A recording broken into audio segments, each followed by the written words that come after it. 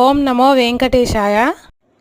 తిరుమలలో వార్షిక వసంతోత్సవాల సందర్భంగా 3 యుగాలకి సంబంధించిన దేవుళ్ళు శ్రీరాముడు, శ్రీకృష్ణుడు మరియు తిరుమల వెంకటేశ్వర స్వామి వారు తిరుమాడ వీధులలో ఉత్సవంగా ఊరేగుతూ భక్తులకు దర్శనమిస్తారు.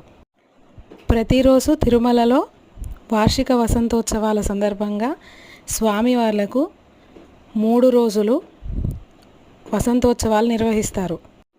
వార్షిక వసంతోత్సవాలలో చివరి రోజైన 3వ రోజున శ్రీరాముడు, శ్రీకృష్ణుడు మరియు తిరుమల వెంకటేశ్వర స్వామి ఉత్సవమూర్తి అయిన మలయప్ప స్వామి మాడవీధులలో భక్తులకు దర్శనమిస్తారు.